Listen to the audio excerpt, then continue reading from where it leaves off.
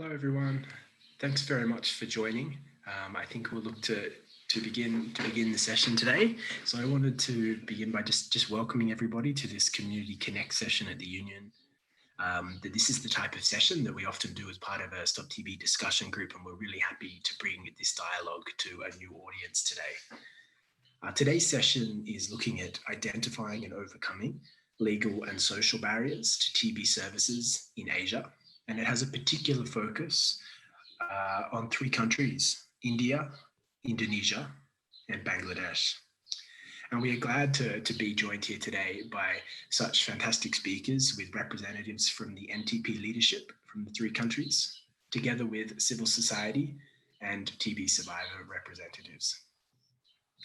So many of you would recall the United Nations high-level meeting on tuberculosis, and there are clear targets within the political declaration which look at eliminating stigma and discrimination, on removing legal barriers, on having gender equality as part of a TB response, on meaningful engagement, and on TB key populations.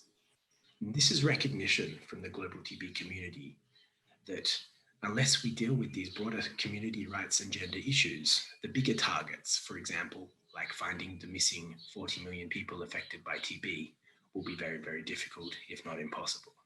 I.e., it is these CRG targets that will help us to achieve the bigger number targets that we're all much more familiar with. So to reframe this slightly, we need to identify, overcome, and remove barriers that people experience in accessing TB services, and help people to proceed along their TB journey if we're going to eliminate and end TB. So my name is James, and I work with the Stop TB Partnership in Geneva, and I'll now hand over to my co-moderator, Mara Casada from Achieve, who's also a member of Stop TB's NGO delegation, to introduce the first speaker. Thanks very much. Good afternoon, everyone. Thank you, James. Because this is a session that focuses on the importance of communities' rights and gender, it is very important for us to first listen to the perspective of communities, because they need to lead the way in making sure that our TB responses are appropriate and are what the communities need.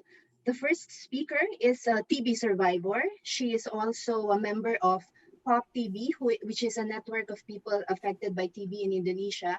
And she is also currently involved with TB women at the global level. Please welcome Ms. Annie Hernasari from Indonesia. Thank you, James and Mara. My name is Annie Hernasari. I am a survivor of MDR-TB. Currently, I'm a member of a national survivor community organization called POP TB Indonesia. I am a mother, a detail forever linked to my experience with TB, and I am a member of the Global TB Women Steering Committee. Some say that TB survivors are the best teacher to fight against TB. From us, pharmacy has made medicine that are increasingly friendly. Where previously for MDR-TB patients, they had to be injected every day, and now they are only doing oral drugs. But there is work to be done to improve preventive therapy and develop a TB vaccine. COVID has shown us how quickly this can happen. TB stakeholders also learn from us how to make drugs that have a minimal side effect. We know that there are people on TB treatment who have to lose their hearing and sight. From us, the pharmacy also learned how to make drugs that usually have to be taken for a long time for MDR-TB patients. But now we have a short regimen, which is an answer prayer for us. But why is that until now, Indonesia and many other developing countries are still facing the same problem? The burden of TB has not decreased, and according to the Global TB Report 2020, Indonesia now has moved from rank 3 to rank 2. Our experience shows that psychological support from community peers, stigma reduction, and the elimination of the discrimination are also urgent need on the road to end TB. We know that when a person with TB decides to seek treatment, they will go through three phases. First, before therapy, second, during therapy, and the last is after the therapy. At the beginning of treatment, a person with TB will be faced with the problem of fear of undergoing a long treatment, fear of being shunned by the public because mostly they only know about base TB information. For example, TB is a contagious disease, but they do not know that this TB can be completely cured. My experience of being shown and facing stigma was not only with the general community through, it was also from the health professional, and it was at the time of giving birth to my child. The hurt, embarrassment, shame I was unfairly made to feel is something that no mother should ever experience. When I placed in the class isolation room, my privacy and confidentiality was ignored. I was yelled and felt that I was true on display when I should have been focused on giving birth and my new child. This was the most embarrassing moment in the entire of my life. I feel alone and ashamed at moment.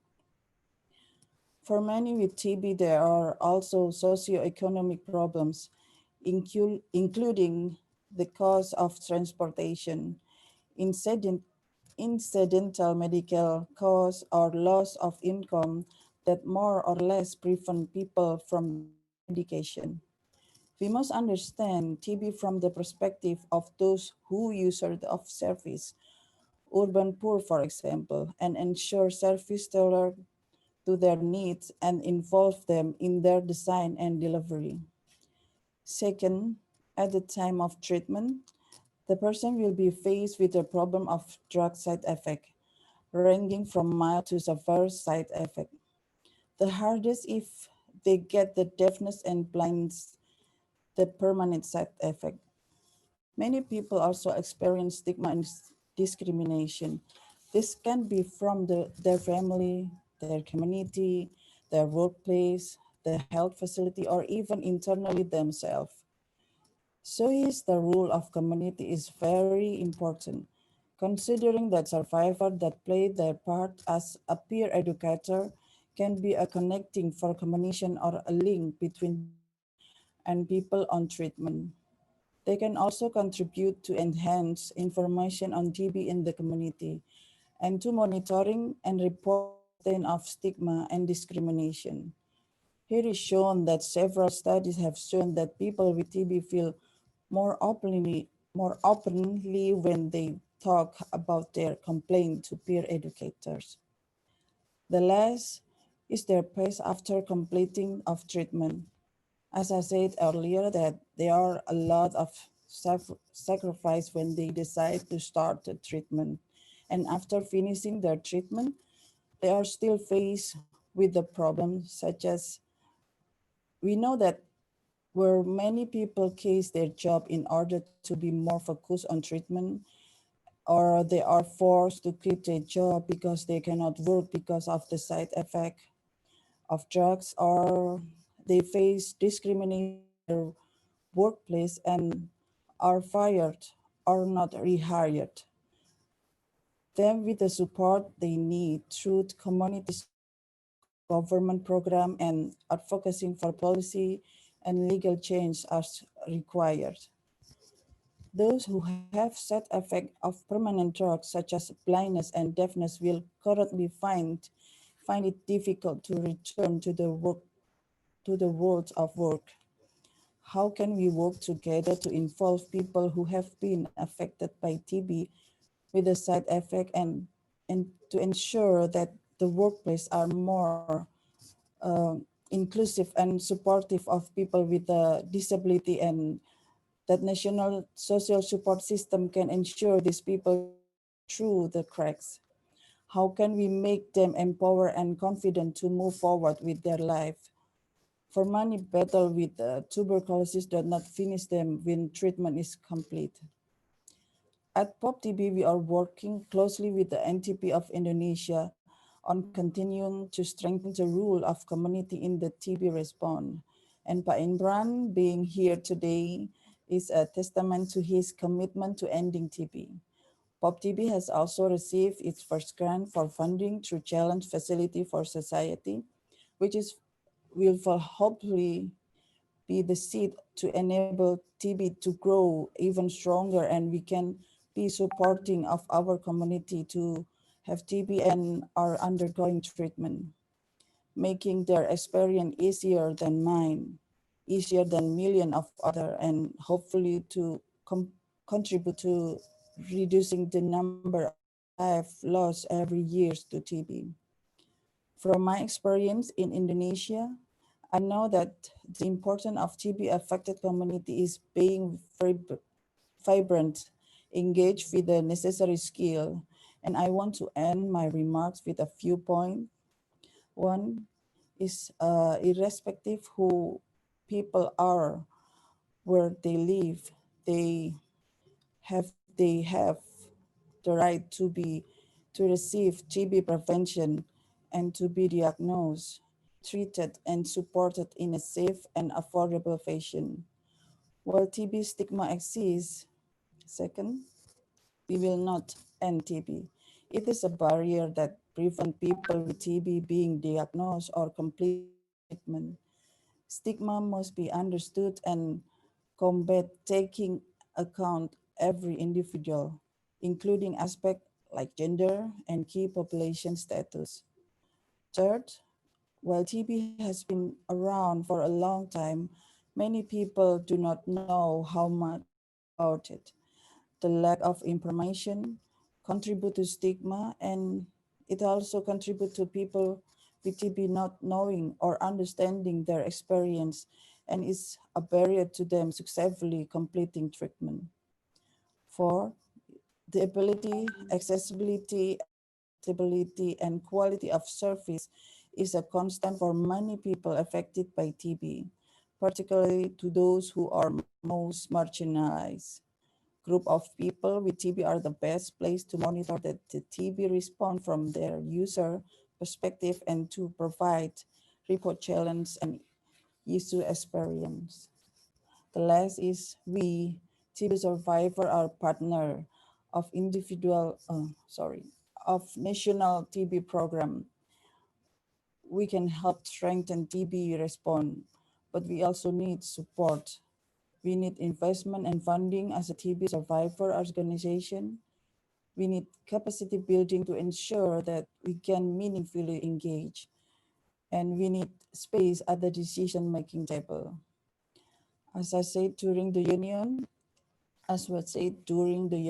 opening ceremony community, priority, nothing for us without us. Thank you. Over to you, Mara, James. Thank you very much, Ani. I think that was a very comprehensive statement, and I think you framed the session perfectly. And I noted a comment from the chat from Goodman, and he said that we, talking to TB survivors and people affected by TB, are the best teachers. And I think from your statement, there's a lot for us to consider and to discuss more. And it was wonderful to have you. So thank you very much for sharing. I think I just also now want to sort of move a little bit to from with that framing to one of the country experiences in Bangladesh. And I'm going to turn to Dr. Rupali, who's the national coordinator of the National TB program in Bangladesh, and has also been leading a lot of the work around community rights and gender. And so I note Annie's point around the needs for and the important role that affected communities and community networks can play. And in Bangladesh, it was recently the first country in Asia to develop a costed TB CRG action plan, which has now been subsequently partially funded under the Global Fund grant. And I would like to understand a little bit more, Dr. Rupali, about how this came about.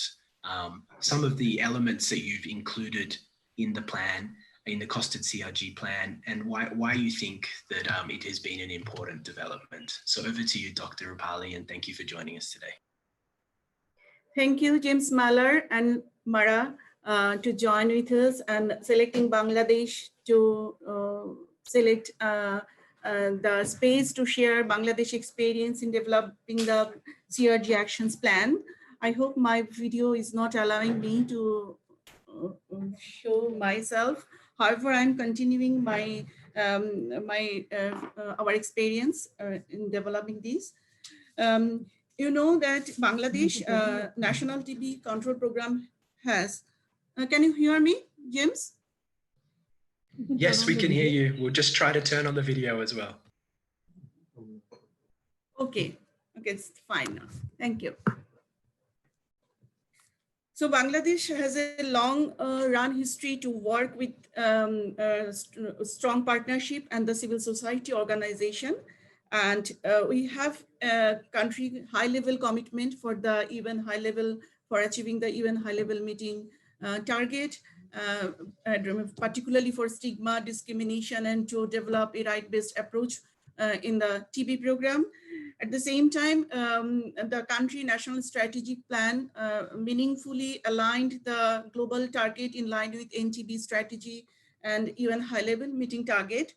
In line with that, we have an experience in 2018, back up to 2018, Bangladesh, one of the vital partner, our BRAC, with the technical support from Stop TB Partnership, developed the CRG assessment for the country and the legal framework analysis for the country, which was the basis to have some experiences. And meanwhile, that's the funding request. 2021 to 23 Global Fund was an opportunity, and country really prioritized the CRG actions plan. Because we understand that the point of view that the further engagement of the TB population to find the missing people, including the Rohingya population, urban and garments worker. Those are the key vulnerable population identified during the CRG assessment in country. And we prioritize addressing the stigma and other social barrier that may prevent people reaching the TB services. Conducting the stigma assessment, we have planned, and for these we need a basis for the MNE as a baseline for the country. And there was a greater need and recommendation by the TB survivor. Bangladesh already have TB people, TB community, TB clubs, but there is a strong need and recommendation by the community voice, because we are implementing the community implementation, community engagement strategy since beginning of our TB program, that the TB survivor network to build more strength and approach. With these bases, actually, Bangladesh taking in account the stigma, community network building, monitoring and access to justice, and the vulnerable population, urban population, and the Rohingya, almost 10 million Rohingya population in Bangladesh right now. Since 2017, it is a great inflow in the country. With the basis, we developed the CRG actions plan. The CRG actions plan, it is one of the basic objective we have that operationalize the key area focus we have included in our national strategic plan. And that the key vulnerable population, addressing stigma and discrimination, and right-based approach. These the priority areas has been included in the national strategic plan, which has been updated into as a 2021 to 25 to implement. And we took the opportunity by a Global Fund grant, and it was a recommendation by the TRP, and also during the development process, and the joint monitoring mission all recommended and the necessity of developing the CRG actions plan. So for this CRG actions plan, there was some intervention area prioritized, like human rights, stigma, and gender-related barrier. With this, there is objectives: alleviate human rights, gender barrier to TB service, and address the TB stigma and discrimination in communities, healthcare setting, and workplace. Among which 16 activities has been identified, but we just prioritize some of the activities, like 7 activities we have identified. The intervention area 2, we have framed the legal and policy framework that strengthen the legal and policy framework and their implementation in TB response. So we will do that policy review, including the employment, insurance, education, prison, refugee, and social security that impact access to TB service among people who are affected by TB, with a specific analysis of each of the focus key population. Access barrier and facilitator of implementing collaborative TB activities at different settings, like diabetes mellitus outpatient department, also the inpatient department. Intervention area 3, the community mobilization approach, that's the extensive community engagement, like TB survivor affected communities will get engaged, their empowerment, their leadership skills, and their movement in the policy and planning, so that they will be the part of the accountable. TB will be the accountable for the country. And it has been merged with another intervention area for multi-sectoral collaboration. It is one of the area where already WHO multi-sectoral accountability framework for TB has been customized in our country, and NTP also taking the opportunity in collaboration with the WHO, we will do the SOP for the multi-sectoral accountability framework for the TB, and that partnership also been distinct in the 21 to 23 Global Fund Next grant. And intervention area 5 is the targeting key and vulnerable population. That's the TB champion, prison, refugee camp, and the garment factories. And that the monitoring and evaluation, intervention area 6, that will do the CRG monitoring and evaluation system to inform the country progress, correlation, and improving the programming. And we'll do only one KP data assessment during this period to understand the size estimation, and this aggregated by gender and the key population. Final intervention area, actualize the CRG actions plan. Now, by the end of this year, actually, we will finalize the implementation guideline, and we'll sensitize the national partner to CRG and launch the plan. And finally, I would like to conclude that it is if we want to do really a comprehensive response for the TB, we need to overcome the social and legal barrier to ensure the access for the TB services, particularly for the TB affected and key affected population. Also, the stigma is an issue. It is still the hidden issue, and the empowerment of the community network, and that's the key population can access the services and tailor to their particular need. And finally, I would like to share our experience that costed plan will ensure partner are accountable, investment are strategic, and will help Bangladesh to achieve the TB target. Having a costed CRG TB actions plan is something that other countries should also consider as the work towards program and intervention that are people-centered, gender-responsive, and empowering for people who are most vulnerable. And in these activities, actually, we were supported technically by Stop TB Partnership, also the Global Fund country team, and how we did the costed. The final points I want to take into account that the costing Stop TB Partnership actually supported and guided Bangladesh to validate the other proximate countries, the unit cost, and that has been, we have estimation, but right now we are doing by this month, the customized for the country unit cost, and that with the, and also we have dedicated our resources, US dollar 7,73,000 with PR1, both NTP and BRAC will implement. And in additionally, WHO technical support for the multi-sectoral accountability framework for TB, 2,19,000 US dollar funding from the 21 to 23 grants has been dedicated for implementing the CRG actions plan.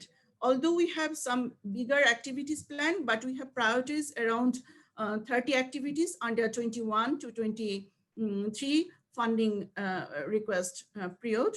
And we will continue our partnership with our technical partner, WHO, USAID, and Stop TB Partnership along with Global Fund. And we are very much optimistic that this CRG actions plan will have a separate and a different milestone for the country to really ensure the access to the TB services and will enable us to achieve the NTB strategy for the country. So thank you. I move. Thank you so much, Dr. Rupali. It's quite inspiring to hear the leadership of the National TB Program of Bangladesh saying that it is crucial for communities to be upfront in the response for TB. In the Philippines, my organization, Action for Health Initiatives, has also conducted the CRG assessment, but we are yet to follow through with the development of a costed operational plan. And that it's inspiring that Bangladesh has gone through that. At this point, I'd like to call on our friends from BRAC, who has helped the NTP in rolling out CRG. Sudar Munim is with us. Sudar, you have about, I'm gonna give you about 7 minutes to just speak briefly about the highlights of the CRG assessment that you conducted and rolled out with the NTP. Thank you.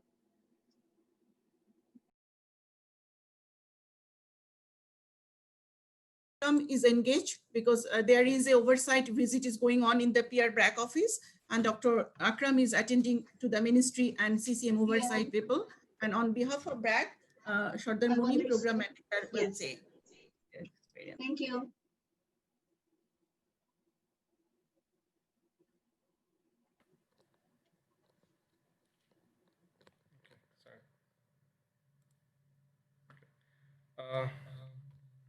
Thank you. Good morning, everyone. You can mute yourself.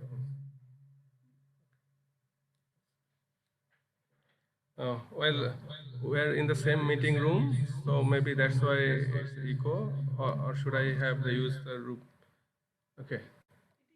Yes. Okay. There is some technical problem. I just changing my computer to Dr. Rupa Shishir Panu's computer.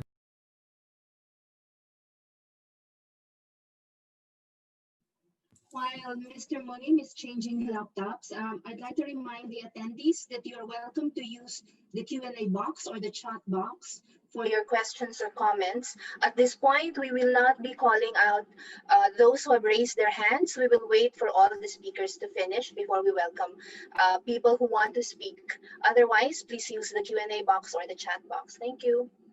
Go ahead, Mr. Munim. Thank you. Well, as Dr. Rupali said before that, we have a very fast experience in 2018 of CRG tool assessment experience.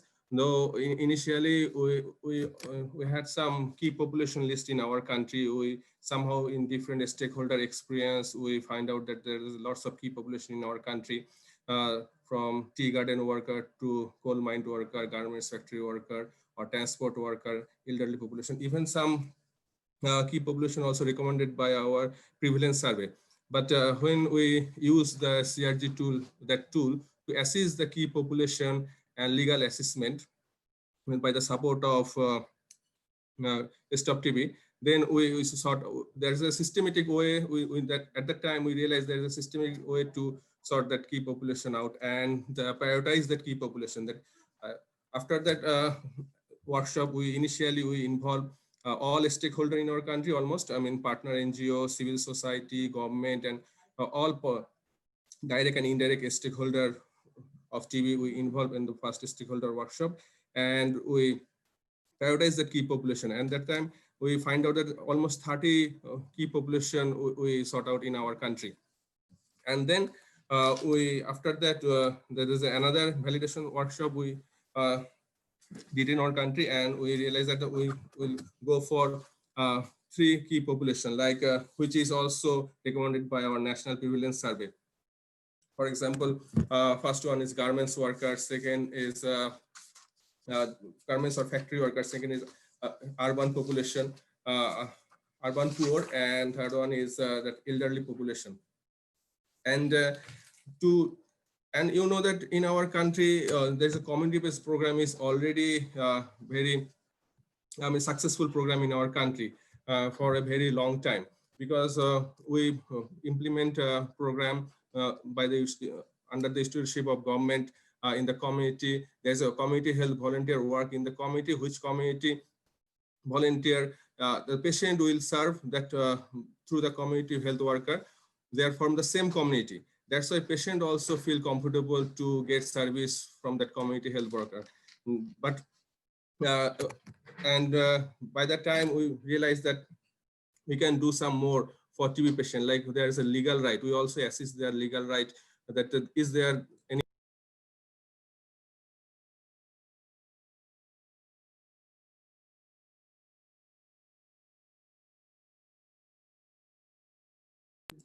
I think you're on mute. Okay. Sorry. Thank you. Well, and then we for the next grant, as we are implementing community-based TB control program, and we realize there is some legal issue might be there. So for the next grant, we also use some paralegal professionals. We will involve some paralegal professionals to support their legal rights, or we will orient that paralegal professional about the TB program and its facilities and the legal issues, and they will support our TB patients, our cured TB patient or TB survivors about the legal right, and if there is any support they require, our that paralegal professional will support that. And we also engage that legal professional as well. So that would be a cascade of network from paralegal, legal, and central level, policy level stakeholder networking in our next grant. And we will do some systematic orientation, or we will do some orientation on paralegal mostly, because they will be working in the community with the community people. So that would be helpful. And for garments worker, that we realize that as they don't have much time to seek service during that they're working, because of their working period or any other issue. So we introduce a mobile X-ray van to provide the TB service to the garments worker. And we are doing recently that we're doing is factory worker screening, TB screening, one garments to another garments through that mobile X-ray van. So in that case, they don't have to lose their time or their money to diagnose for TB. So, and we also sensitize the factory workers to increase our accessibility in garments. We also at the same time orient factory owners and factory owners association. We have involvement with BGMEA, Bangladesh Knitwear Garments, Bangladesh Ready-Made Garments Association, also BKME, our partner. They are also Knitwear Garments Association. They also help us in that regard. And for urban poor, we also use that mobile X-ray van in urban slums. And we have map in urban slum and use that mobile X-ray van to serve that people. And we also find out the timing, which time they are available in the community, because most of the people are left their house within 7 a.m. or 6 a.m. So, and they return their home a late hour. So maybe in a holiday or any other time. I mean, in that way, we also plan our activity to reach that slum population, and through that outreach program as well as that mobile X-ray van. And in case of elderly people, I mean, we have some community worker who visit door to door to community mobilization, as well as refer TB patient to the diagnostic site, which area that TB patient is unable to reach the diagnostic site, whether because of their disability or old elderly people or children. The community volunteer collect their sputum and carry it out to transport that sputum to a microscopy site or gene expert site for diagnosis. And they, after diagnosis, they also initiate their treatment in their home. So that patient don't need to travel a lot because of their accessibility problem. And because of this old people, I mean, elderly age, most of the people are very reluctant to seek the service, or their attendant or their relative don't want to, provide the service for TB, that elderly population, because there's they don't feel that much interest. So we try to reach that elderly population to provide the TB services. So in this way, we are trying to reach in our possible way to community people through community service and factory worker, factory people, garments worker, as well as that urban slum population. Beside that, we also do lots of community level activities to reach community people, as well as we are thinking next grant in a very systematic way through CRG plan, and we have also budget for that CRG plan, and in next grant we will do more systematic way to implement the CRG related activities, and at that time we will also able to solve their legal issues if there are any legal related issue. Though in our country TB that there we didn't find that much legal issue related to TB. Maybe there is some issue in HIV, but in our country there is no barrier to seek service because of that legal issue. I mean, TB patient can seek their service easily in our country. I think I will stop here, and if there is any question, then I will respond later. Thanks so much, Mornim, for your reflections, and I think just the real focus on key populations and prioritizing key populations at country level really shows the benefit of this process at the country level in Bangladesh. And I think as I understand it, the way in which those key populations have subsequently been incorporated into the next Global Fund grant, into the National Strategic Plan, has also been really, really significant. So I guess one part of this presentation or this session too is about partnerships between civil society and government, and it's really good to see you two sharing the same laptop. So just as an aside, but I note as well that there's a question in the Q&A box, and in part I think you've gone some way to answer it, in the sense of the question talks to the way in which some of the findings have been incorporated into national strategic plans, and I note all of your responses around key populations, and that's one example. And now I think we're going to move to Dr. Sachdeva from India, and Dr. Sachdeva, I think you've talked, or we know that there's the real high level commitments from Prime Minister Modi, which has really shaped, I suppose, the country's enthusiasm and efforts around eliminating TB in the country level. And I think that as part of that, we've sort of seen a really comprehensive approach and response from India. And some of the things that came out relating to CRG have been in the areas, including developing TB champions, and I note as well the recent release of your gender framework for the TB response, among other things. And I just would like to hear, I guess, a little bit from you around some of your priorities at the country level in this regard, and any comments that you have as well around how CRG has been incorporated into your national strategic plan as well would be really good. So over to you, Dr. Sachdeva, who's the head of the TB program in India. Thanks. Thank you, James, and my colleague, panelists, and other attendees of the meeting. So I'll speak on first about the country's commitment to end TB, and as James has pointed out, Prime Minister Narendra Modi committed to ending TB in the End TB Summit in March 2018. And a lot of action has been galvanized at the field level post that commitment. And this commitment is to end TB by 2025, which is achieve sustainable development goals by 2025, which is 5 years ahead of the global targets. Having said that, the approach to TB care has been evolving over the last 2 decades. The revised National TB Control Program was launched in the year 1997 based on few pilots, and the initially approach to TB care was on scale up of drug-sensitive TB to the entire population of the country. That was achieved in 2006, March 2006. So the entire country was covered with the DOTS services. And since then, the paradigms have been changing. How do you address TB at the national level? The next paradigm was universal access to TB care and services. So the definition of comprehensive TB care got expanded to a large extent.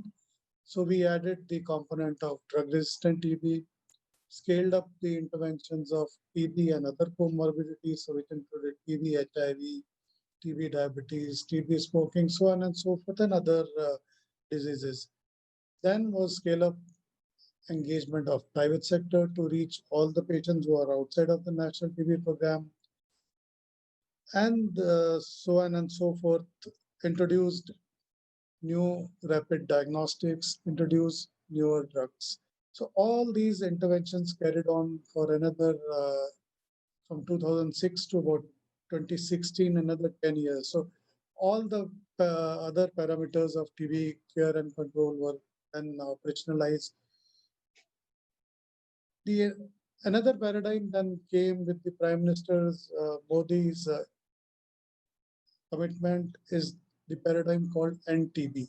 Now, what does this NTB mean in operational terms? So in operational terms, NTB means all the interventions we were doing earlier continues to be on the roll. What gets added is a strong component on community engagement, and that's where we are meeting today. The other strong component which gets added is the multi-sectoral engagement with the other ministries, engagement with the private sector, both formal and informal, and to reach people in their workplaces so that, in short, extend reach of TB wherever possible. The third paradigm was what we call as TB elimination or NTB, and so adopt your local area and commit to ending TB and do whatever it takes to end TB there, and make communities responsible for their own health. And within that, when we started addressing all the components to get all stakeholders on board. So the first is how do we generate demand for services? So, and that generation of demand for services will come through the local communities with their own involvement and empowerment of the community. So to that extent, we started engaging and developing what James referred to as TB champions, TB survivors, and also a concept called TB mentors. Our partners, all our partners, including REACH, Stop TB Partnership, helped us to develop the comprehensive framework for engagement of TB survivors, develop them into TB champions, and also handhold them. So some TB mentors to handhold those survivors. So with the concerted efforts in last 2 years, we have been able to constitute TB forums in all the provinces of the country, which is more than 700 districts of the country. Now we intend to go down a little more peripheral in that issue, and we would like to devolve it to a population of 1 lakh to 2 lakhs, 100,000 to 200,000. And that administrative unit in the country is called a block level. So there is an administration unit at the block level catering to roughly a population of 200,000. So we would like to now go down to, there are about 7,000 blocks in the country, so have at least few TB champions in each block of the country, and so that they can engage with the local community and also local administration and drive the agenda. They become partners in TB care and control. They monitor the TB program. They have their say in the public policies, and to that effect, then we started what is constituted as a district forum. So each district forum will have communities as members, also a few of the other stakeholders as members, and they would advise the district program on how to go about things. Even at the national level, we have about more than 15 technical committees, which or the technical resource groups and expert groups, which guide program in various areas. So each technical expert group has now a representation from the community. So now they are helping us to overcome social barriers related to stigma, how to approach marginalized community. And as you know, the best way to reduce stigma is to change each individual's perception toward the other individual. And more at this can happen more at an interpersonal level. And of course, you need a surrounding or an environment which is more conducive to reducing stigma. So creating an environment becomes the responsibility of the national program. And however, how do you make it conducive at the local level and engage interpersonally with people becomes the responsibility of the TB champions. They also help us to engage with the marginalized community. In promoting access to services, we developed a lot of outreach mechanisms. And with the current COVID pandemic, we also learned to deliver services at the doorsteps of the patients. And we would like to now experiment and take forward the same lessons learned during the COVID pandemic to the National TB Elimination Program per se, and see if some of it can be institutionalized, that we keep on delivering services at the doorsteps to those who really deserve, or those who cannot access services, or those who have difficulty in reaching out to the health setup. At the same time, to increase contact with the patients during COVID time, we also learned the art of telecon consultations. That doesn't mean that the physical contact will not be there. We encourage the physical one-to-one contact with the provider, but if there are issues in assessing services, I think this is another step forward to reach closer to the community. We also already had a mechanism whereby we could collect the sample from the patient and take it to the laboratory and deliver back the results to the patient and the provider so that they can be taken care of. For the community rights and gender development of those tools and the assessments, a lot of operational research studies have been done at the subnational level by various partners. All those fed into when we were developing those tools, of course, also guided by the tools which were in existence at the international level. So these tools have been adapted, adopted, and suitably modified to the local context, which is the Indian context, and that too at the context more at the field level. And a lot of effort has gone into development of these tools, and our partners, specifically REACH, has been very helpful in development of these tools. So we have a framework to deal with the key populations. We have a legal assessment framework which is in existence, and we are in the process of implementing all these tools. Within our national strategic plan, we have clearly articulated on how to reach to and engage with the key population and communities in general. And also all these activities have been suitably funded with domestic as well as resources from our partners, and some of the implementation is now catching steam. We are fast tracking those implementations, and we hope that lessons learned during COVID pandemic and the course correction which we adopted to deal with this such nature of uncertainty, we'll be able to go ahead full steam 2021 onwards and stick to our target of eliminating TB by 2025. I remain available for your questions, comments, and suggestions. I'll stop for the moment and over to the organizers. James and Mara. Yes. Thank you so much, Dr. Sachdeva. It's a pleasure to have you on this session. My main takeaway from your presentation really is the importance of political will in seriously ending TB in our countries, and you have presented very clear examples of how the government can actually proactively engage communities and provide platforms so they can be meaningfully engaged. There's an organization in India that has played a vital role in supporting the NTP, particularly in terms of its CRG work, and this is REACH, which has about 20 years of experience in the field already. And we're happy to have Dr. Ramya on board. Dr. Ramya Takrishna, I hope I pronounced that correctly. She will be speaking to the findings of the CRG assessment that was briefly mentioned in the presentation of Dr. Sachdeva earlier. And also, can you share with us, Dr. Ramia, how else you want to push forward the findings of the CRG assessment through the various programs that you're currently implementing? Over to you, Dr. Ramia. Yeah, can you hear me? Yes. Can you hear Yes. me? Welcome. Okay. Yes.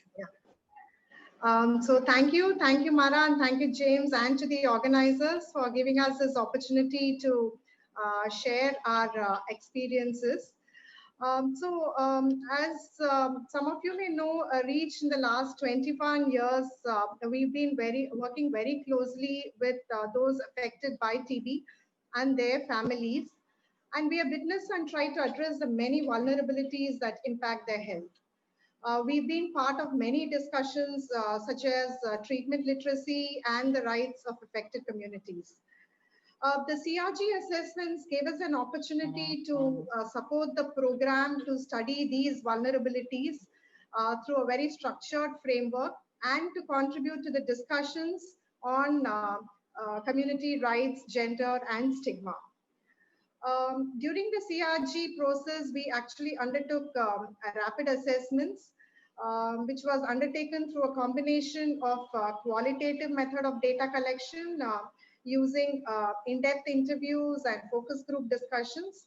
And we also conducted exhaustive desk review of literature of about 25 years.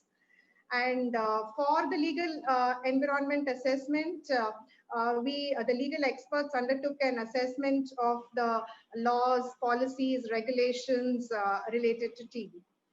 And for better representativeness of the findings, we selected states from across the country.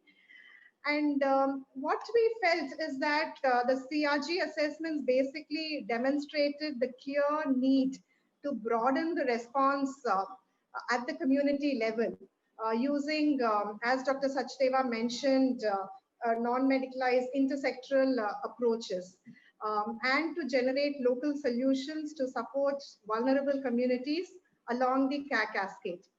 And though as we have been evolving tremendously in our response to TB, we did find that the affected communities were yet to be meaningfully engaged at different levels in the nation's response to TB. And we feel the assessment brought out that their participation and their experiences definitely have an impact to broaden this whole discussion in response to our NTB target goals. So with this, I just like to very briefly talk about the three, or I should say 4 components, including stigma. I'd like to start with the gender. So I'd like to take you through a fascinating journey of the whole gender assessment. So we published the gender assessment of TB in 2018 using the Stop TB CRG tool. And this followed the National Center Stage meeting on TB and gender. And following the assessment, there were many steps which actually took place, a 2-year of collaborative process from the time the assessment was done to when the program actually adopted the national framework for a gender responsive approach to TB in the year 2020. And following the framework, which was put forth by the program, we also supported them in developing the gender sensitization training curriculum to operationalize the framework and so that we could take the learnings from the gender framework to the last mile worker. And in fact, very recently, we also piloted the gender sensitization training curriculum.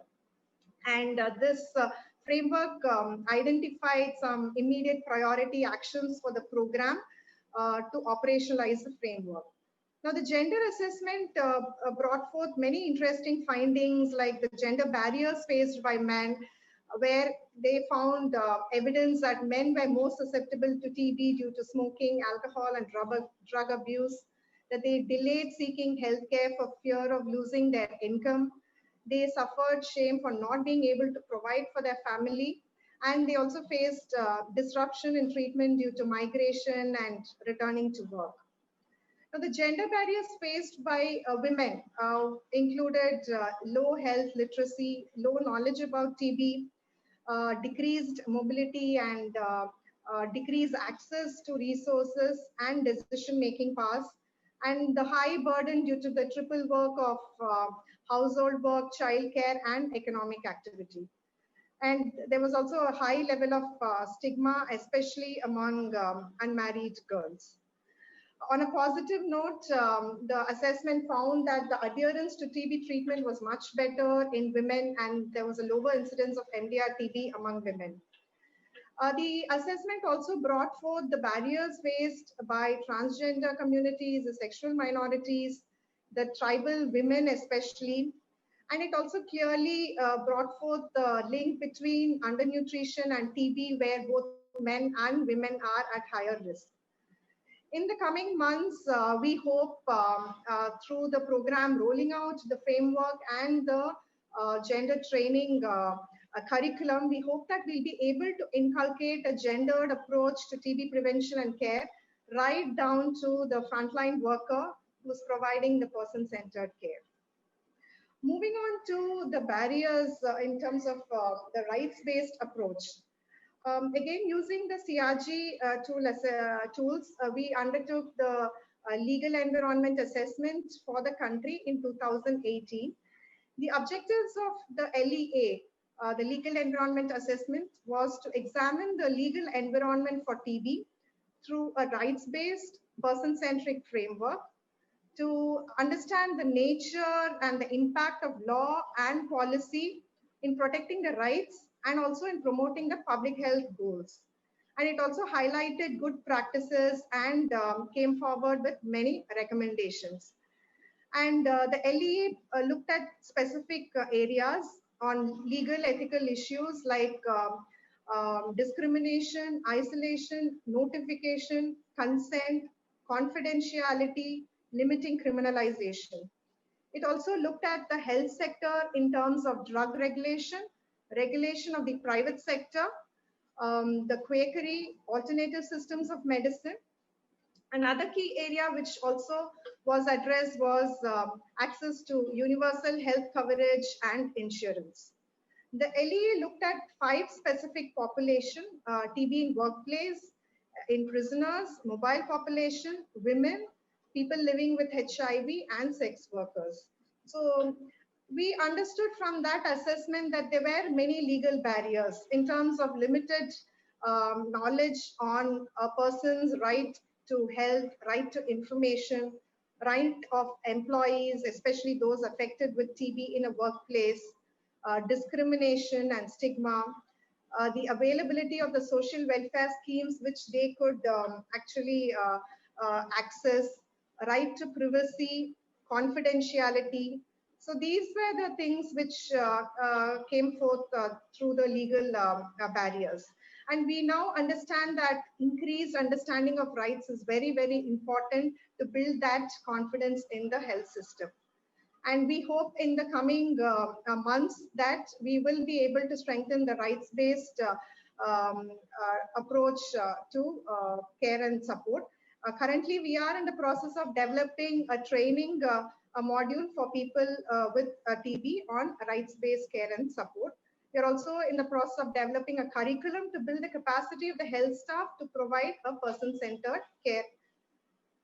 Moving on to the data for action framework, we found that the studies among key population increased from 10 a year to 30 a year over a 25 years period. And there were many studies which looked at gender, diabetes, and nutrition, but very few studies on tobacco users, geriatric population, migrants, minors, etc. Around that time also, I just want to very briefly talk about the call to action project that we implemented through the support of USAID, where we actually could show community willingness to engage with TB services through the efforts of trained TB champions and TB survivors. They demonstrated that they are highly motivated to work among their communities, and the fear of stigma and discrimination did not deter a TB survivor from working as a TB champion. And today, the TB champions are recognized as leaders in their communities, and they become the go-to person, not just for TB, but for issues beyond TB. And these networks and the TB champions have expressed that they have, it's been an empowering experience for them, coming together as a group working for TB. And in fact, the TB survivor-led networks, which has been facilitated by us, has been able to showcase the power of solidarity by bringing together the TB champions and becoming the collective voice of the affected communities. And today we are currently implementing the Allies project under the local organization network supported by USAID, where we are getting the community and the program to partner with each other through these TB champions, so that the TB champions become the eyes and ears of the program. They become people who not only point out the gaps, challenges, and be involved in community monitoring, but also they become part of solutions. They partner both the communities and the program to lessen burdens on the health system, reduce stigma, and also to strongly establish the TB preparedness. So in the last but not the least, the program has been developing the stigma document with the help of all the partners and civil society organizations, and we've also been happy to be part of it. To end, I would like to say that in order to accelerate efforts towards TB elimination, we definitely need to leverage community action for health. We need to build a culture of accountability through a rights responsibility based approach. We need the communities to be as accountable in ensuring rights-based care as much as the program. We need to enable even the most marginalized communities to take ownership of TB prevention and care efforts. And we need everyone on board to improve the quality of care and quality of services. Thank you so much for this opportunity. Thank you so much, Dr. Ramya, for a really wonderful set of reflections. You can see that the level of detail that was incorporated into the CRG assessments in India, and how useful that is for in terms of operationalizing a lot of these things going forward, and the way in which Reach has done that in partnership with the National TB Program is really commendable, and the results I think are going to really speak for themselves. So thank you so much to you, and also to Dr. Sashtava again, echoing Mara's thanks there. So I think Rama, your point you concluded on too was around a culture of accountability, and I really want to take that and now move on to Dr. Imran Mahmoudi, who's the NTP manager in Indonesia. Pak Imran, thank you for joining us today. And on this point around this culture of accountability, I note the political decree that's come down in Indonesia, which I think really demonstrates that high-level political will. But also I note from the CRG side, the piloting and then subsequent scale up of community-led monitoring initiatives. And I'd love to just hear a little bit from you about some of the progress that you've seen in country and some of your priorities in this area. So over to you, Pak Imran. Yeah, thank you, James. So good afternoon from Indonesia. Thanks for your time in this lovely afternoon. It's an honor for me to share our experience to lead TB advocacy through this platform. And as you know, we succeed to gain political commitment with the result that our TB program in Indonesia could increase in budget by threefold on 2021. And also now we are developed a presidential decree on TB eliminations, which later create a multi-sectoral approach as part of our presidential leadership commitment to eliminate TB in 2030. Our multi-sectoral approach were reflected from the support of other ministries to prioritize TB in their program. For example, Ministry of Social Affairs through their program called Family Hope Program, or in Indonesia referred as Program Keluarga Harapan, a program that providing conditional social assistance and conditional cash transfer to underprivileged families as its beneficiaries. Formerly, this program populations targeted only on pregnant women, children, elderly, and disabled. But we succeed to advocate to include TB patients as its beneficiaries to receive the benefit of this program as part of our commitment to ensure the socio-economic security for the impacted TB patients. So in this scheme, one TB patient will have around 3 million rupiah per year. Yeah, it's not a high amount, but it's enough for the supplement of the program. And also in some districts, TB National Program collaborate with Ministry of Public Works and Public Housing to provide better housing for TB patients.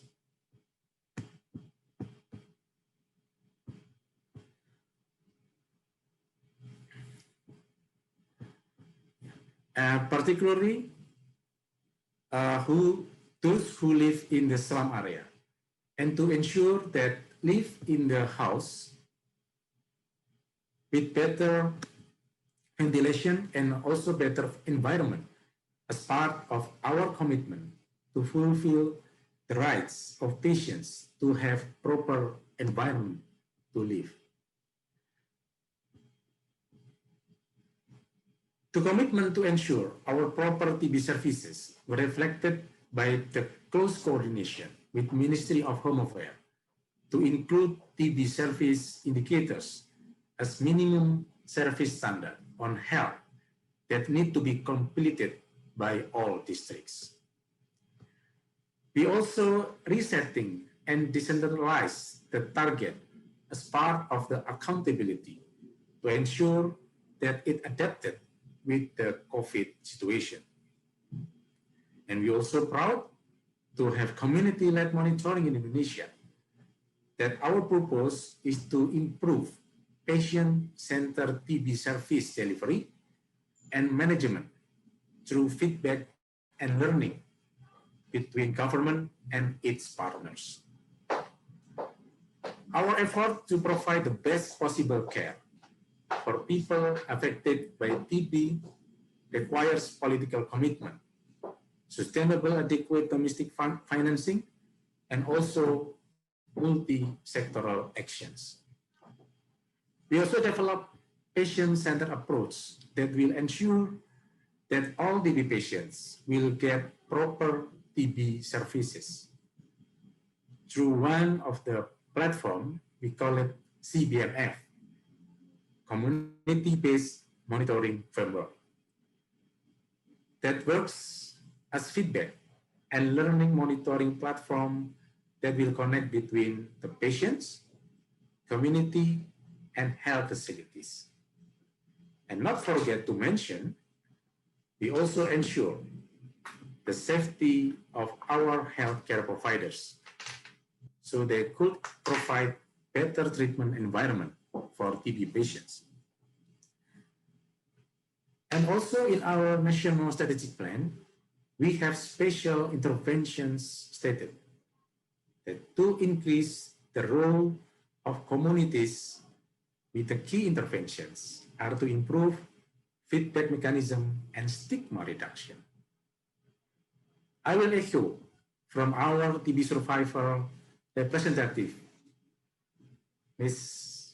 Ani, that currently they have 19 peer support organizations in 14 provinces. As our commitment to this effort, we put target in our national strategic plan that by the end of 2024, all of 34 provinces will have engagement with the community to support our TB survival groups and professionals.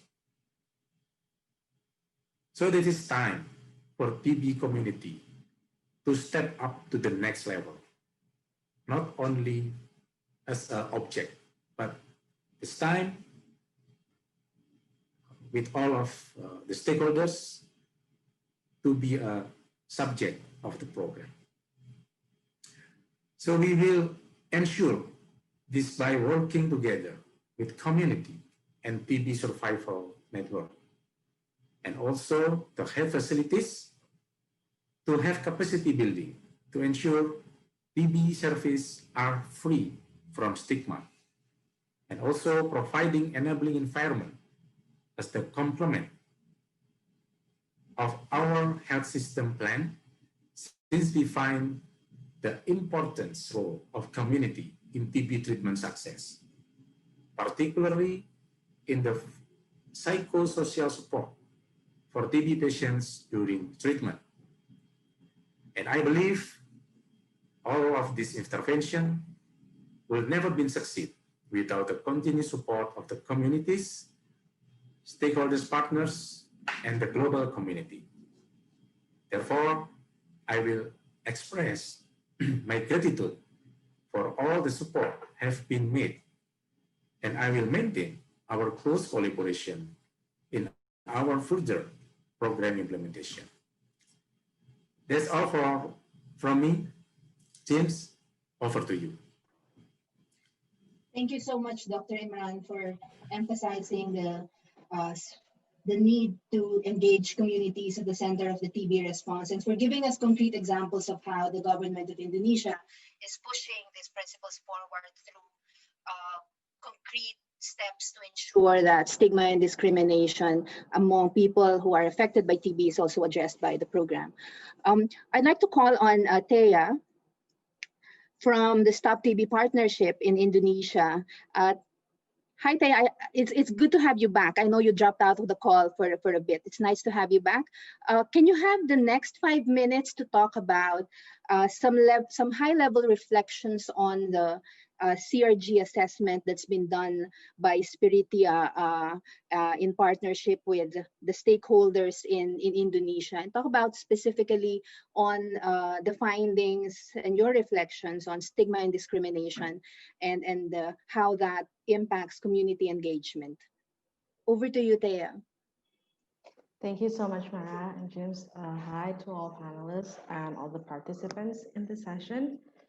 So yeah, I think having the CRG assessment from Spiritia, I think it was launched like just a bit over like a year ago. And it's really good to see all the recommendations from the assessment, because it really shows how it is true that like stigma and discrimination and the barriers faced by patients are quite very concrete. And I just want to take note on like a few recommendations that really stands out in the report. First is to have better collaboration between the government and the CSOs, and also the communities themselves. And it really shows that we really need to listen to the people who are affected by the disease, the communities, and it is from them that we learn our ways to improve our programs. And from our part in Stop TB Partnership in Indonesia, we focus on partnerships, so it's not always us who leads the way, but it's we go through our ways together with the government, with the communities, and also in our work, also with the private sectors. And we learned that actually there are ways for us to improve programs by involving more actors, like non-traditional actors. For example, the CRG report assessment did highlight on the role of having information timely, accurately, and widely for the public. So we try to operationalize that by also involving the media in our work for the past few years since 2018, and also not only just like the journalists but also the editors who are the main people who are responsible in setting the agenda for their medias, for their news. And also the CRG assessment also noted that we could strengthen holistic TB workplace policies. And we believe that this TB workplace policies should be grounded in human rights and also in the principle of equity, because no matter who you are and where you work, everyone needs everyone who is affected by TB should be able to access TB care and services and not be punished or like cut off from their work and from their livelihoods because of this disease. And definitely there's a lot of work that we need to do. And then like in next year, together with the NTP, we will mainstream the TB stigma and discrimination on all the modules for like TB community workers, but also in the Ministry of Health modules for TB to include about stigma and discrimination. And then we will collaborate as well to build paralegals from TB communities because it is necessary to involve to develop new actors, but also involving like legal actors such as community legal aid organizations to really break through the structural barriers such as like poor housing and then lack of access for people who like work in really in factories, So there's a lot of work, but I'm very optimistic that with the openness of the NTP, but also with empowerment from the PopTB networks to their networks, like 19 organizations across the country, I believe that we can do this together. So that's my reflection. Thank you so much, Mara and James, for having us Top T Partnership Indonesia today. Thanks so much, Dea, and thank you so much to you and the team at Stop TV Indonesia for really helping advance and take this work forward in such a strategic way. Really good to hear about all of the access to justice initiatives as well, because I think that that's a really interesting way forward for a lot of the things that we've talked about today. Now we have I know that we've got about 10 minutes left, and we have some closing remarks from one of our colleagues in Indonesia. Just before that, I just wanted to open the opportunity for any of our speakers to just reflect a little bit around. We know that with the pandemic and COVID-19, a lot of existing inequalities have been exacerbated. A lot of the issues that have come up around community rights and gender assessments and barriers to access have been enhanced. I just wonder if there's any reflections from any of the speakers around this dynamic, noting that there was the recent release of a community perspectives report on the impact of COVID on the TB response, and if you think that this now has enhanced importance and enhanced necessity. So just I wonder if any of if Dr. Sachdeva, if you wanted to reflect, or Pakim Ramya, anyone, feel free to sort of jump in and just give some quick reflections. Yeah, I think we have learned much more from COVID than we are actually trying to respond to it. It has given us an opportunity to actually reimagine our healthcare system. So we are now, I think most countries, I'm saying we are referring to India, but I think most countries have strengthened their health systems. They have engaged with their human resources. I see some disturbance. They have engaged with their human resources. They have built their capacity to deal with pandemic. They have now drawn their long-term plans. And what is most important is what we were struggling for many years on how to get the message of ban on spitting in public places, use of face masks, social distancing, etc., has been deeply ingrained in the public consciousness. And we think this is going to cut down the transmission to some extent within the community. And we are hypothesizing almost a 20% reduction in TB transmission to that extent. I'm setting up a commission research for the same. So all in all, I think it's quite a positive thing. I mean, we did get a setback. No doubt about it. All countries suffered a setback. We are recovering from the setback. We are more determined to fight it back. So we have also now learned to deliver services at the doorsteps. We have learned to train our human resources through the mode of distance learning, consultations, tele-education, the web-based meetings, etc. So we are not losing on the connect, yes, but that physical connect will also come back, but we are connected otherwise. The dialogue is on, the openness is on. The community has come forward to support in a huge way. I see positive spin-off to this, all to the entire health system, and TB has gained immensely. To my molecular diagnostics were about 1,500 initially in the entire country. With COVID, I've increased that capacity to 4,500. So I'm able to now replace my smear microscopy with the molecular tests. I can do almost 9 million presumptive TB tested on molecular diagnostics because I have been able to scale up the capacity of molecular diagnostics to a great extent. 90% of my smear microscopy can be replaced now. So we will have early diagnosis in near years to come. We will have more sensitive and specific diagnostics available. We have learned to do many things which we were not doing earlier. And the special focus on infection control is bound to bring down the TB transmission. To me, it all seems a setback for now, but I think all positive geared up. Very optimistic on the. Over to you, James.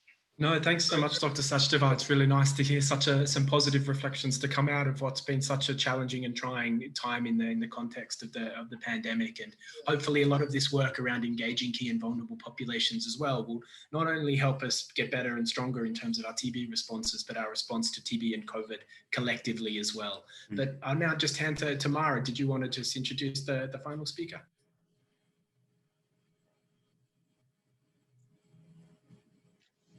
Hello again, everyone. Thanks, James. We're almost at the tail end of this session.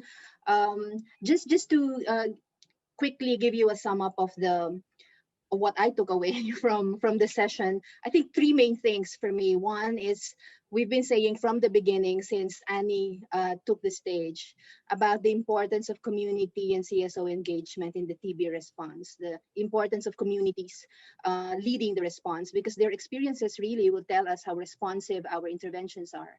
Two, I want to highlight the importance of the partnerships that we have with the government, and then that without these partnerships, if the governments and civil society and communities do not work together, there's really no ending TB in any of our countries in the world. And lastly, I think it was quite evident in the presence of the NTP managers in this session how political commitment really is important in two things that I took away from the session. One is in terms of providing concrete avenues and platforms to engage communities and civil society, and two, in increasing domestic financing and in mobilizing the government's resources to effectively respond to the TB epidemic in these countries that are represented in this session. And because we take seriously the important role of communities, we started with a member of the community to frame this entire session. I think it's only appropriate that we also end it with a special message from a member of the community. So I'd like to call on Abhishek Kumar, who is a TB survivor from India. He is a member of the network of TB survivors from Bihar. and is a TB champion as well. Abhishek, the floor is yours.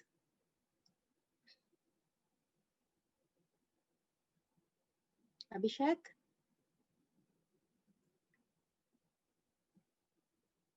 Please unmute your mic. Abhishek, please unmute your mic.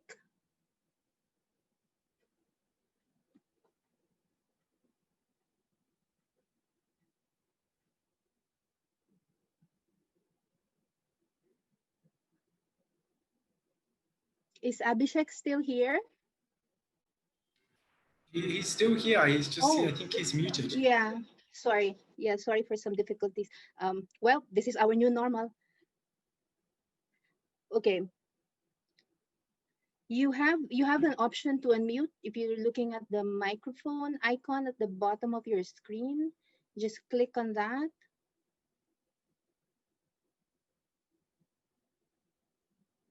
Or can our technical host please unmute Abhishek from the central control?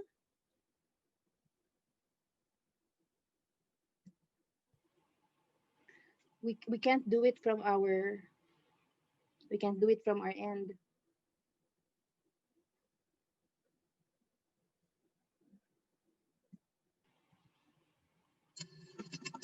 We are not able to unmute Abhishek. He has to do it himself. Okay, Abhishek, we're unable to unmute you from our end. You have to do it yourself. So there's a microphone in the bottom left corner that you can use. If you look at it, it'll say there's a microphone, and underneath it says mute. It'll have a line through it, and you just need to click it to be able to unmute. Let us know if.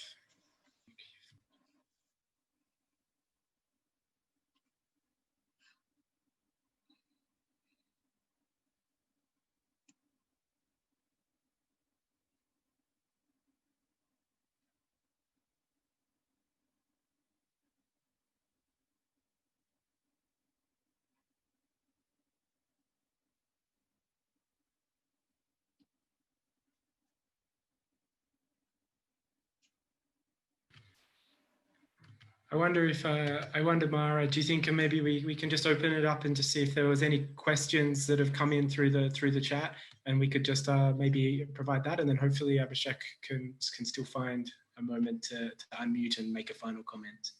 Sure. I see one hand raised from the attendees. Do you have a question, Subrat?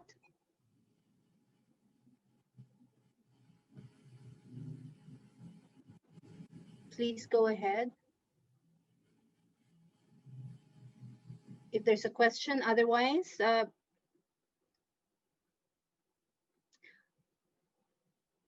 questions in the Q&A box have been answered. So thank you so much to the panelists who responded to the questions earlier.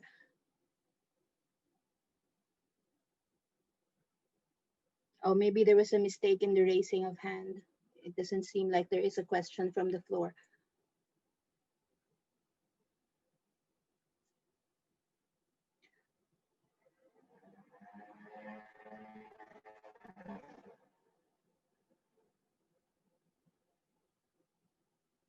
Okay.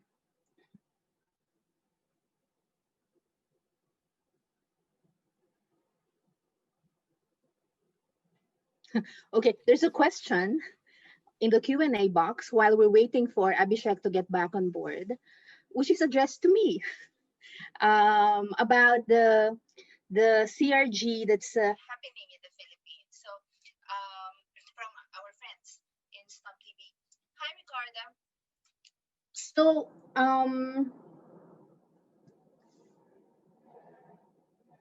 yeah. Well, so we've conducted the CRG assessment. We're currently in the process of finalizing the edits for that so that it can be disseminated to all our partners. But the draft actually has also been circulated to some of our key partners, including the National TB Program. As James mentioned earlier, I think in some of the discussions over the chat or in the Q&A, maybe some of the languages are not included specifically in some of the documents of the NTP, for instance, like in the strategic plan, but there are several efforts leading towards responding to some of the findings of the CRG. One concrete example is that in the funding request that we submitted for the Global Fund that is coming for 2021 to 2023, there is, because of the Human Rights Matching Fund component, there are resources that are going to be devoted to increasing community participation and engagement in the various existing TB-related programs of civil society. There is, of course, the TB loan that Achieve is also implementing, which focuses primarily in developing a network, an advocacy network composed of CSOs and TB organizations of TB survivors. I think these are small steps that are leading towards realizing the recommendations from the CRG assessment that we conducted. The NTP is also in the middle of developing a gender integration plan in order to respond to the gender gaps in the TB response, particularly looking at better presentation of data, disaggregating the data on TB in the country, as well as looking into the specific experiences and the differences in the experiences of men and women in terms of accessing TB testing and treatment in particular, because as in most countries, most of those who default their treatment are among the men, and there has been studies have been conducted on as to why this is the case. So the NTP is keen on resolving that through a gender integration plan that is currently being developed and hopefully will be rolled out in the coming year. So just some of these things. I hope that gives you some ideas into the CRG experience in the Philippines. And I believe the NTP is also eventually going to be working closely with us in also operationalizing and costing the recommendations of the CRG and developing an operational plan for it. So hopefully that happens soon. I hope Abhishek is back.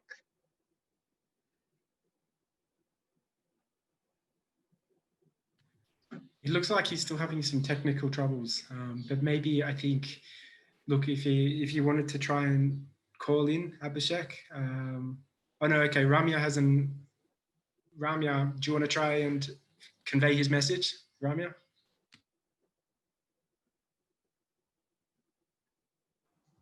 Yeah, I'll just try playing audio file that is sent. Just a second.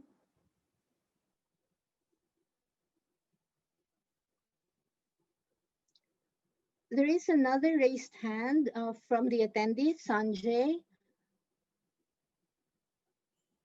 Would you like to speak? Ms. Sanjay Suman, I see your hand is raised.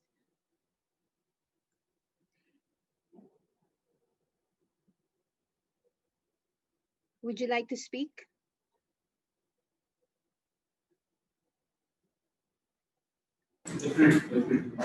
Okay. Yes, please go ahead. So maybe before this interview. Thank you. Thanks everyone. Oh. Hello, Sanjay. Do you have a specific question to any of the panelists? I think it was wonderful hearing with you all. In fact, we are also implementing a project with the support of USAID and Central TV Division on the ground specific to the vulnerable communities, and it becomes very important listening to you people, and which will definitely help us to work on the ground. And we are working with the migrant community, which is again a challenge. But listening to you people, they're really helpful. Dr. Sachdeva sir is always inspiring, and we assure you to work, great with these communities. Yeah. Thank you. Thank you for sharing the work that you're doing, Sanjay. I appreciate the difficulty of working with migrants. My organization also works with migrant workers on the issue of HIV and AIDS, and it has really been a challenge, especially at this time with the COVID pandemic. So good luck, and thank you for sharing.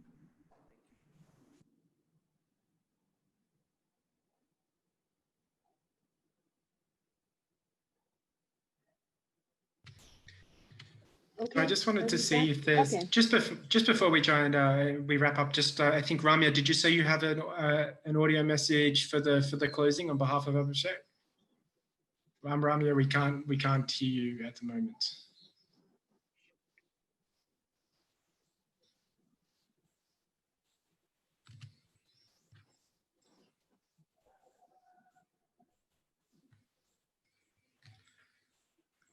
Sorry, Ramya, nothing coming through.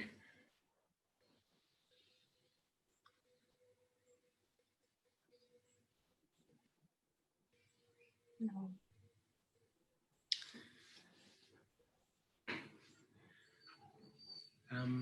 I think I think that's really disappointing, Abhishek, that you're unable to share your message, because we really wanted to be able to hear from you to sort of conclude the event. Maybe we can find sort of a follow-up discussion platform to sort of hear your messages for this. I think it is really important to have the voices of TB affected communities really taking forward this discussion, as they were instrumental in raising this community rights and gender, human rights issues, meaningful community engagement on the agenda for TB. It is now something that it is front and center, as we've heard from all of the NTP managers and coordinators today, as well as some of the civil society organizations in country. So there's clearly a lot of progress that has been made, and there's a lot of opportunity, I think, to really take this work forward. And partnership between national TB programs, civil society, and affected communities, it's clearly a critical component of this.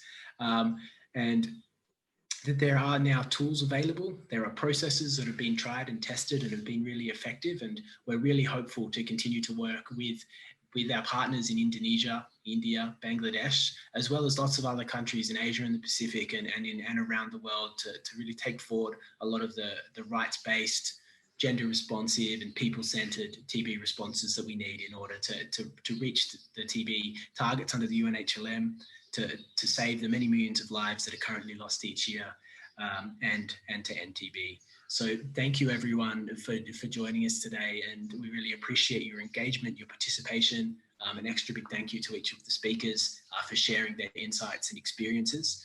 And everyone, I hope you enjoy the remainder of your union conference engagement and events, as well as our engagement beyond. Thanks so much.